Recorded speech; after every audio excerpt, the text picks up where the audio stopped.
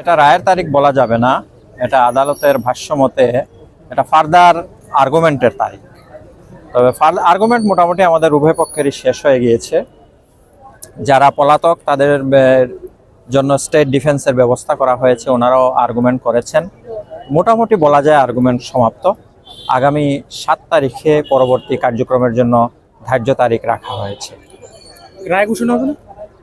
এটা এখনো রায় ঘোষণার ডেট বলা যাবে না, যেহেতু মাঝখানে লং একটা ভ্যাকেশন ডিসেম্বরটা, এখনো এই ব্যাপারে চূড়ান্ত সিদ্ধান্ত আসেনি। তবে প্রতি বছরে যেটা হয় আর কি, দায়রা আদালতগুলো ডিসেম্বর মাসে বন্ধ থাকে, যেগুলো উচ্চ আদালত সহ জজ কোর্টগুলো বন্ধ থাকে।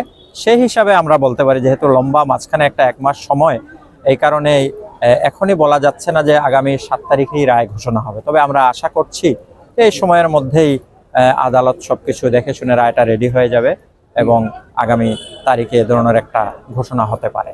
আচ্ছা, এই মামলায় কতজনের সাক্ষ্য গ্রহণ করা হয়েছে এবং আপনারা দেখেন, এটা একটা হত্যা মামলা। এই মামলাটা হত্যা মামলা হিসেবেই রায়হানের স্ত্রী তান্নি এই মামলাটা কোতোয়ালি থানায় করেছেন। এখানে অন্য কোনো ধারা বা অন্য কোনো আইনে এটার কোনো সুযোগ নাই, এটার বিচারের সুযোগ নাই, যেহেতু ডাইরেক্ট হত্যা মামলা। যদিও চার্জ ফ্রেম হয়েছে হেফাজতে মৃত্যু নিরোধ আইন 2013 সহ 302, 201, 34 দণ্ডবিধি ধারায়।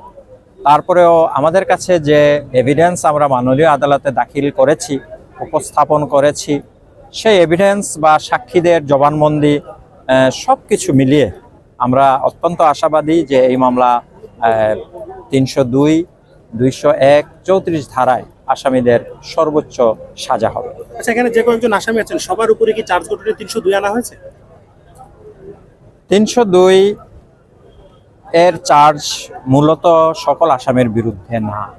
যেমন আসামি হাসান, তার বিরুদ্ধে না, কারণ সে ঘটনার তারিখে ছিল না। আসার পরে একজন সাংবাদিক আছেন আব্দুল্লাহ আল নুমান, সে ঘটনার সময় ছিল না। এদের বিরুদ্ধে 302 না, বাকিদের বিরুদ্ধে 302 ধারার চার্জ আনা হয়েছে।